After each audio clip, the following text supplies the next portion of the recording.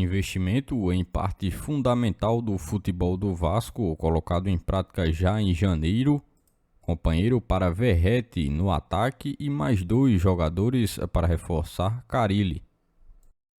Todos os bastidores, contratações e também tudo o que acontece no dia a dia. Estarei te deixando 100% atualizado sobre o que acontece no Gigante. Mas antes de eu te deixar muito bem informado do que acontece no Vasco, inscreva-se no canal, ative as notificações e também deixe sua curtida neste vídeo. Agora vamos partindo para as últimas notícias do Vasco no dia de hoje. O CT do Vasco em breve deverá passar por um processo de reformas de ampliação e modernização previstas para começar ainda no mês de janeiro. O presidente Pedrinho tem buscado não apenas melhorar as instalações, mas fazer com que o centro de treinamento do Vasco possa ser um trunfo para um outro assunto que é muito importante. Primeiramente, é essencial reconhecer que um CT adequado não é apenas um luxo, mas uma necessidade para qualquer time que deseja competir no mais alto nível. Durante os últimos anos no futebol brasileiro, diversos foram os clubes que conseguiram se modernizar nesse aspecto. O Vasco, infelizmente, ainda tem uma estrutura um pouco abaixo daquilo que realmente poderia ter. Uma estrutura condizente com o tamanho do clube para o cenário do futebol brasileiro. Dessa forma, o Gigante da Colina ainda tem uma estrutura abaixo daquilo que se espera, e é por isso que durante esse início de 2025 o presidente Pedrinho tem buscado alguns investimentos realizados justamente nessa parte, para fazer com que não só os jogadores que já estão presentes no plantel possam estar prestigiando uma estrutura ainda melhor, mas fazer com que o centro de treinamento do Vasco, as instalações do clube possam ser um atrativo para também fazer com que novos reforços possam ser atraídos. Hoje, mais do que nunca, os jogadores têm visualizado também a estrutura que o clube oferece como também uma lacuna muito importante que decide muito em negociações no futebol atual. Com um CT mais moderno, equipamentos melhores e uma estrutura mais adequada, o Cruz Maltino entende que dessa forma, investindo em suas instalações, possa fazer do Vasco um destino mais atrativo para os atletas que têm um nível de qualidade um pouco mais alto. Assim, a promessa é de um CT que não só atenda às necessidades atuais, mas que também antecipe algumas demandas futuras para o Cruz Maltino. E você, torcedor do Vasco, que pensa a respeito disso? Comenta aqui abaixo nos comentários a sua opinião.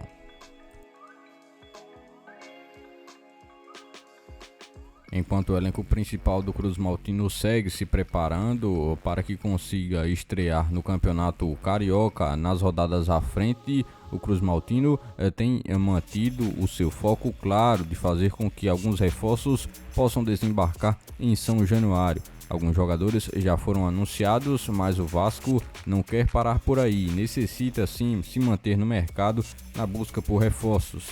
Desse modo, o Cruz Maltino, através de sua diretoria, tem buscado garantir um reserva à altura do atacante Pablo Verratti. O clube tem planejado fechar com um ciclo de contratações com pelo menos 7 novos jogadores.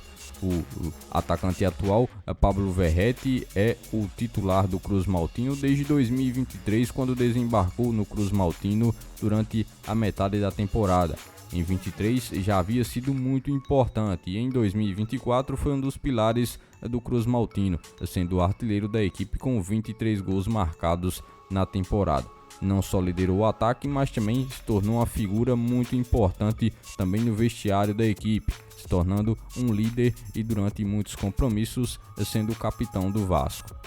No entanto, o elenco atual carece de a presença de um jogador que possa ter a competência com um nível parecido com o dele, para que dessa forma o Cruz Maltino possa ter mais opções e em momentos da ausência do titular, um jogador reserva possa se fazer presente para que consiga fazer com que o Vasco também consiga manter um nível adequado.